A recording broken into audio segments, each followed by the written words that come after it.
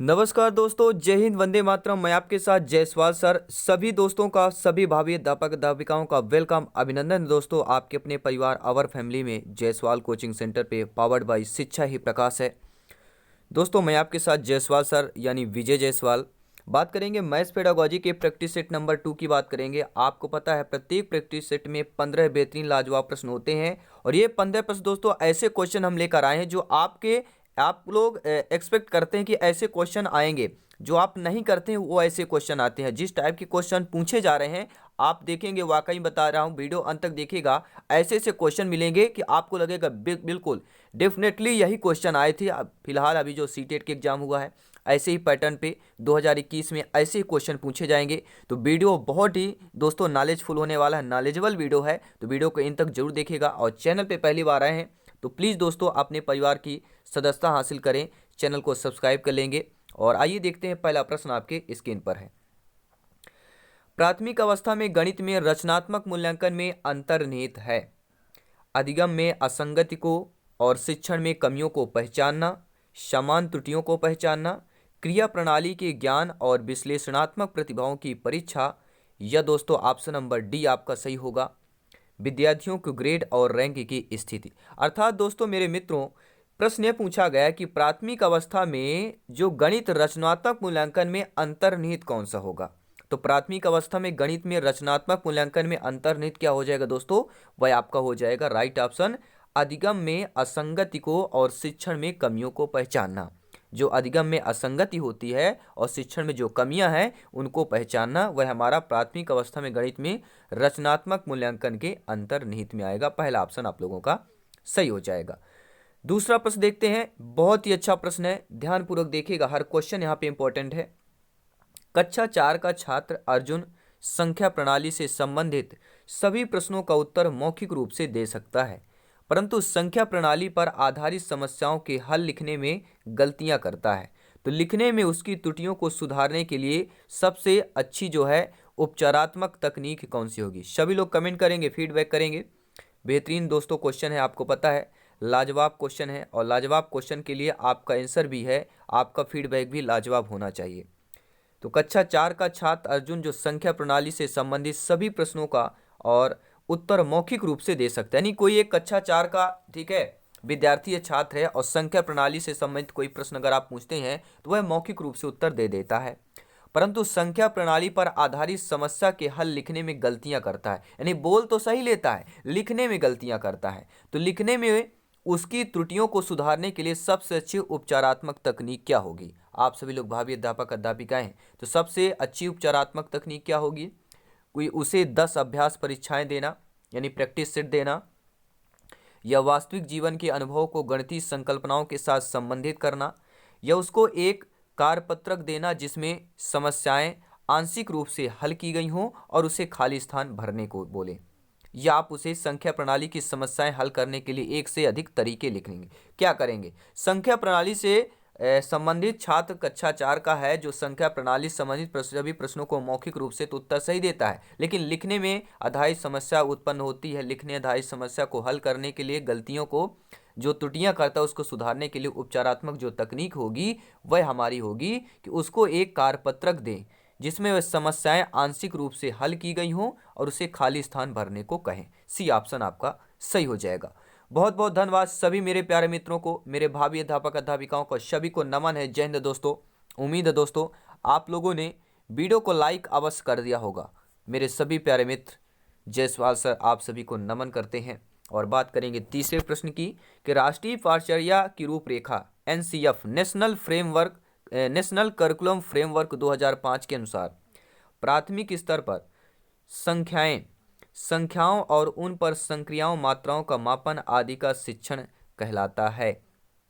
गणित शिक्षण के उच्च उद्देश्य को पूरा करता है, बच्चों की चिंतन प्रक्रिया के गणितीय के उद्देश्य को पूरा करता है, महत्वपूर्ण गणित शिक्षण के उद्देश्य को पूरा करता है, या गणित शिक्षण के संकीर्ण उद्देश्य को पूरा करता है। तो एनसीएफ 2005 के अनुसार प्राथमिक स्तर पर संख्याएं और उन पर संक्रियाओं का मात्राओं का मापन अधिक का मिश्रण क्या कहलाएगा, गणित शिक्षण के संकीर्ण उद्देश्य को पूरा करता है। डी ऑप्शन सही हो जाएगा। जो भी आपके टीटी एग्जाम में ठीक है दोस्तों, आप देखते होंगे क्वेश्चन क्रिएटिविटी वाले क्वेश्चन आते हैं, क्रिएट किए हुए होते हैं, सारे क्वेश्चन को यहाँ पे सबमिट किया गया है। जी हाँ, वीडियो अंत तक देखिए, बहुत ही नॉलेजफुल होने वाला है।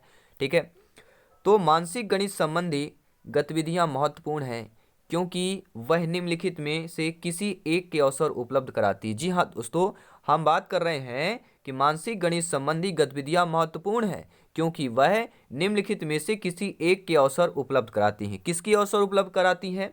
पेपर पेंसिल का उपयोग करते हुए कक्षा में प्रक्रियाओं को सीखने में निपुणता प्राप्त करना, या कलन विधि को सीखने में निपुणता प्राप्त करना, और कम समय में अधिक संख्या में समस्याओं का अभ्यास करना, या परिकलन में परिशुद्धता के साथ उनकी गति को बढ़ाने और परीक्षाओं में उनके निष्पादन में सुधार करने में मदद करना, या मानसिक संगणना संबंधी प्रक्रियाओं का विकास।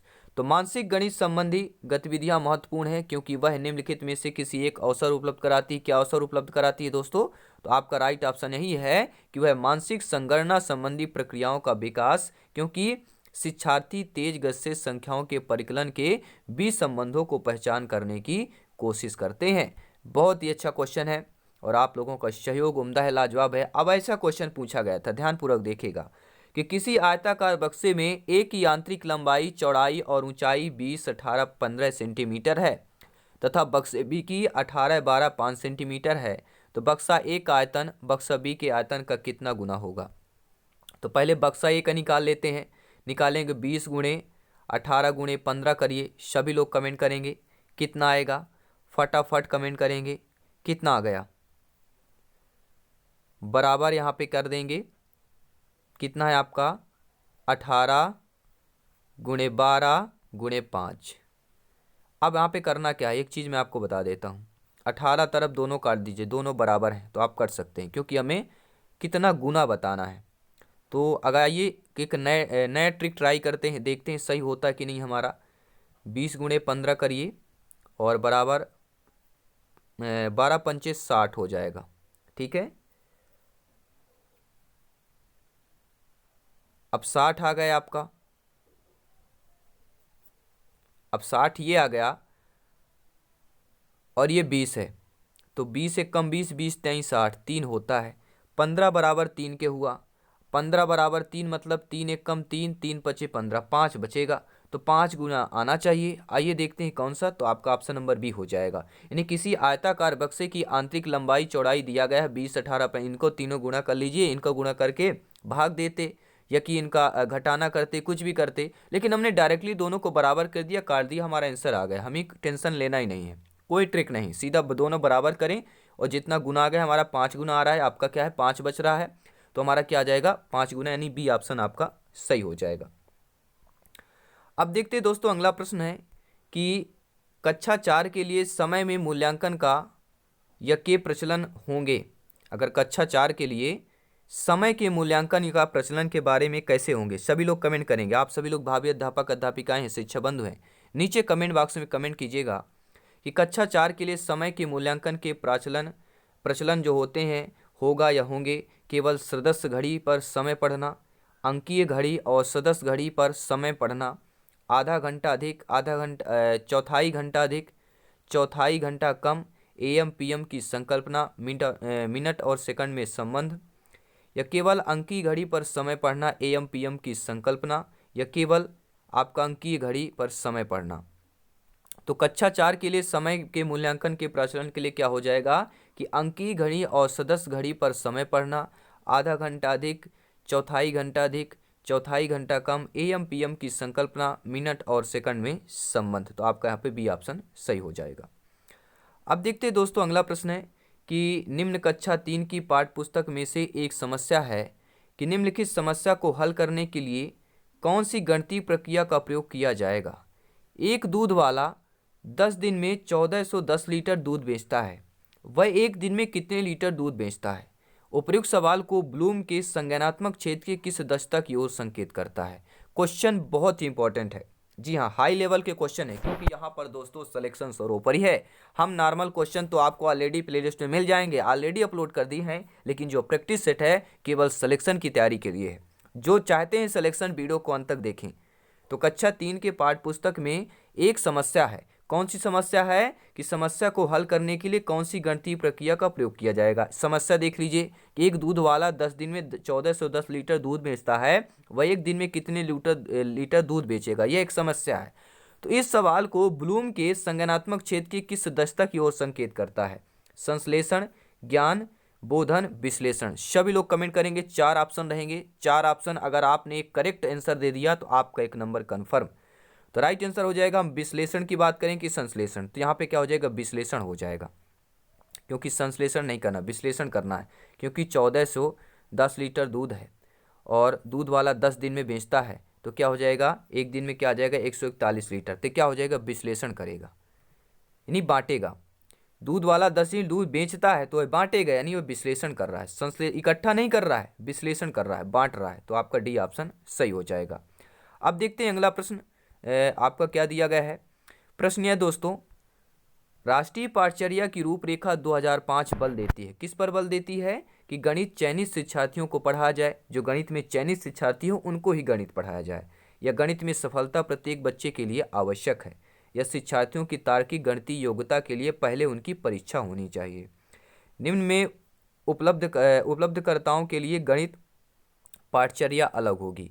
तो जो आपका एनसीएफ 2005 है, नेशनल करिकुलम फ्रेमवर्क 2005 है, किस पर बल देती है, किस ऑप्शन पर बल देती है? वह बल देती है कि गणित में सफलता प्रत्येक बच्चे के लिए आवश्यक है। कोई यहाँ पे नहीं कि कोई ज्ञानी हो, किसका आईक्यू लेवल क्या है, चयनित शिक्षार्थी ही लेंगे या तार्किक गणितीय योग्यता वाले ही लेंगे, या उपलब्धियों में गणित पाठचर्या अलग होगी, ऐसा नहीं है। गणित में सफलता प्रत्येक बच्चे के लिए आवश्यक है, एनसीएफ 2005 इस पर बल देती है। बी ऑप्शन सही हो जाएगा।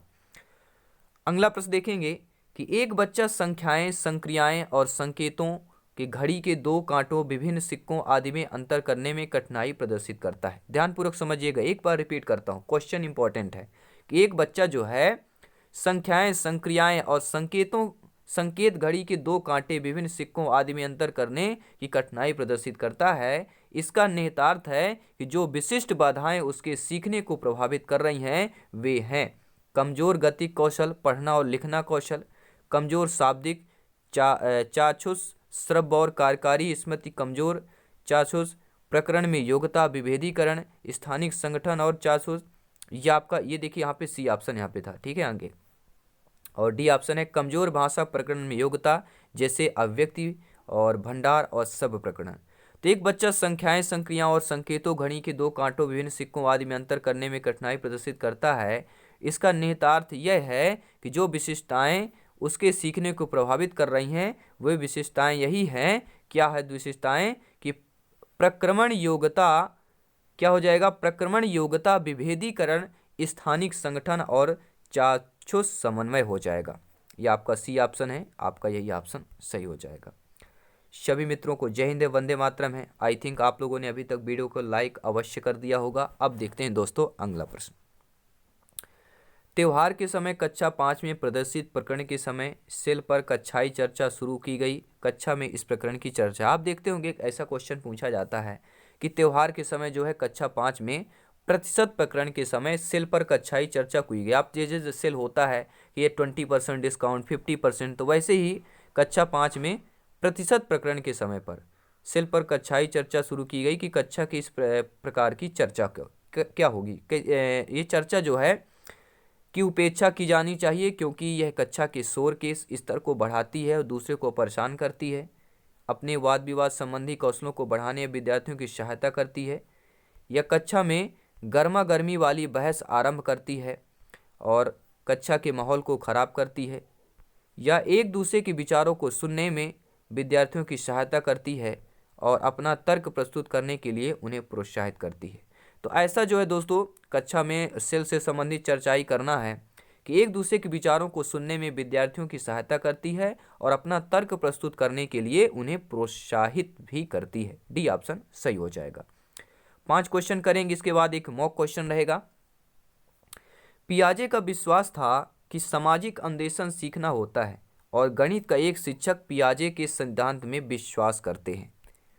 पियाजे का विश्वास था कि सामाजिक अन्वेषण सीखना होता है और गणित का एक शिक्षक पियाजे के सिद्धांत में विश्वास करते हुए सामूहिक परियोजना और सामूहिक परिचर्चा का प्रयोग करेगा, विभेदित अन्वेषण का प्रयोग करेगा, चाक और टाक पद्धति का प्रयोग करेगा। कक्षा में बहुत सारे हस्त परिचालकों और प्रयोगशाला गतिविधि का प्रयोग करेगा। किसका प्रयोग करेगा? मान लीजिए आपकी नियुक्ति हुई, आप लोग अध्यापक अध्यापिका बन गए, तो पियाजे का विश्वास था कि सामाजिक अनुशासन सीखना होता है, और आपने एक शिक्षक या शिक्षिका होने के नाते पियाजे के सिद्धांत में विश्वास करते हुए क्या करेंगे? तो पियाजे के विश्वास करते हुए कक्षा में बहुत सारे हस्त परिचालकों और प्रयोगशाला की गतिविधियों का प्रयोग करेंगे। डी ऑप्शन सही हो जाएगा। अगला प्रश्न ध्यान दीजिएगा, क्रिएटिव क्वेश्चन है कि कक्षा 3 का बच्चा 482 को 482 पढ़ता है। क्या पढ़ता है? 482 पढ़ता है, लेकिन लिखने में 4082 लिखता है। क्या लिखता है? 4000 होगा कि 40,000 होगा? सभी लोग कमेंट करें, यही तो कंफ्यूज होता है। 40,082 लिखता है।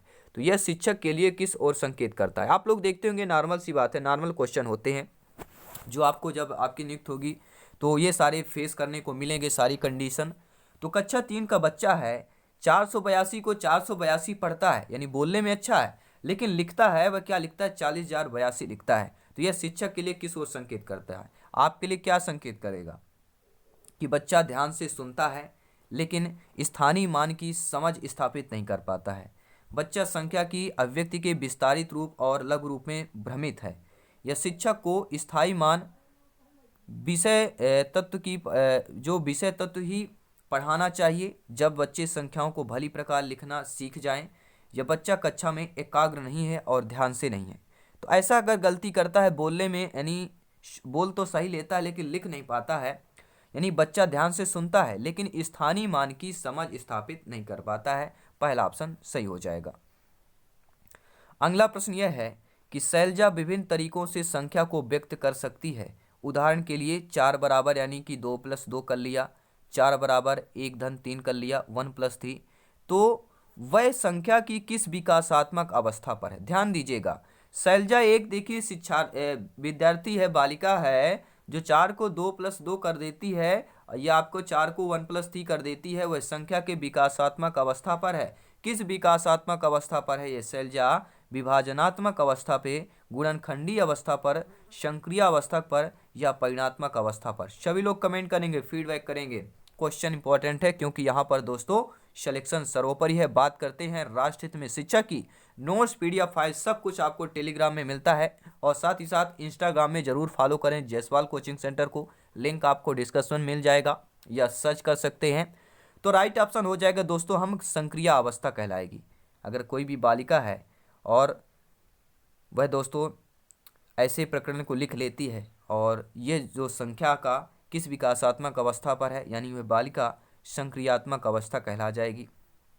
और बात करेंगे अगले प्रश्न की कि कक्षा में शिक्षिका शिक्षार्थियों को विभिन्न प्रकार से चतुर्भुज को परिभाषित करने के लिए कहती है, जैसे भुजाओं का प्रयोग, कोणों का प्रयोग, विकर्णों का प्रयोग आदि शिक्षिका का उद्देश्य है। अब मान लीजिए आप अध्यापक अध्यापिकाएं शिक्षक बंधु हैं, आप लोगों की नियुक्ति हो गई और आप लोग कक्षा में एक शिक्षिका जो है विद्यार्थियों को विभिन्न प्रकार से चतुर्भुज को परिभाषित करने के लिए कहती हैं। जैसे भुजाओं का प्रयोग के आधार पर बताइए परिभाषा, कोणों के आधार पर, विकर्णों के प्रयोग के आधार पर। तो ये शिक्षिका का उद्देश्य क्या होगा कि विभिन्न परिप्रेक्ष्यों के से चतुर्भुज को समझने में विद्यार्थियों की सहायता करना, यह सभी परिभाषाओं को कंठस्थ करने में विद्यार्थियों की सहायता करना, या परिभाषाओं पर आधारित चतुर्भुज की सभी समस्याओं को हल करने में विद्यार्थियों की सहायता करना, या विभिन्न परिभाषाओं को खोजने में विद्यार्थियों की सहायता करना। तो क्या हो जाएगा दोस्तों? राइट ऑप्शन हो जाएगा कि विभिन्न परिप्रेक्ष्यों, जी हाँ, इस क्वेश्चन का आंसर होगा ऐसा करना शिक्षिका के लिए क्या हो जाएगा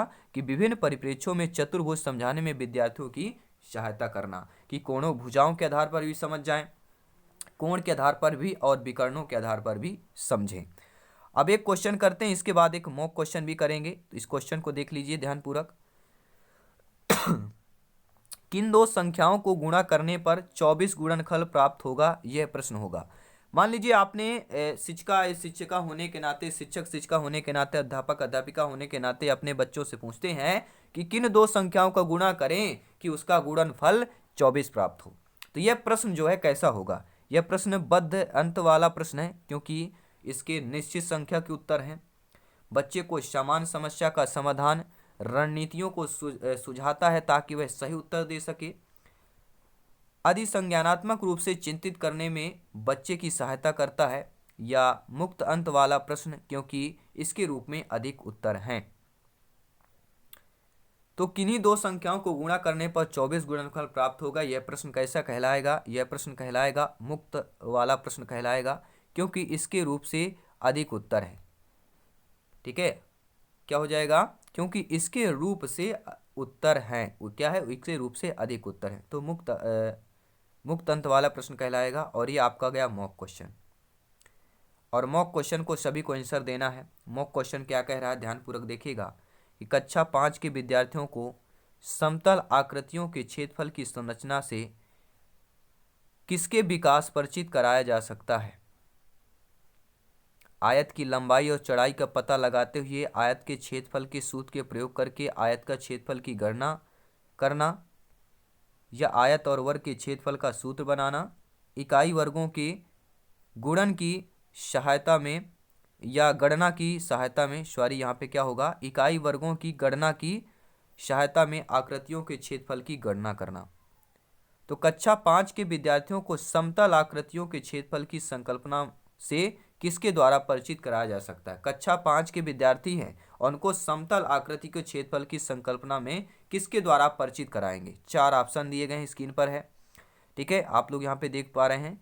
ये 4 ऑप्शन आपको पढ़ना है और कमेंट बॉक्स में इसका आंसर बताना है। इसका आंसर हम नेक्स्ट क्लास में आपको बताएंगे। तो दोस्तों, ये क्लास आपको कैसी लगी नीचे कमेंट बॉक्स से जरूर बताइएगा। और ऐसे ही क्लासेस, बेस्ट क्लासेस के लिए सिलेक्शन पाने के लिए जरूर हमारे चैनल को सब्सक्राइब करें, बेल आइकन प्रेस करें। यह आपका अपना परिवार है, आवर फैमिली है। और कंसेप्ट की क्लास आपको प्लेलिस्ट में मिल जाएगी। और पेडागोजी के बाद पूरी कंसेप्ट और आपके पेडागोजी प्रैक्टिस सेट शुरू करेंगे, क्योंकि यहाँ पे सिलेक्शन सरोपरी है। सभी मित्रों को जय हिंद, वंदे मातरम। अदर क्लास भी चल रही हैं, तो जाकर आप चैनल पे विजिट कर सकते हैं और सारे वीडियोस, सारे सेशन, सारे क्लासेज फ्री ऑफ कॉस्ट देख सकते हैं, क्योंकि राष्ट्र हित में शिक्षा की बात करते हैं। धन्यवाद सभी का।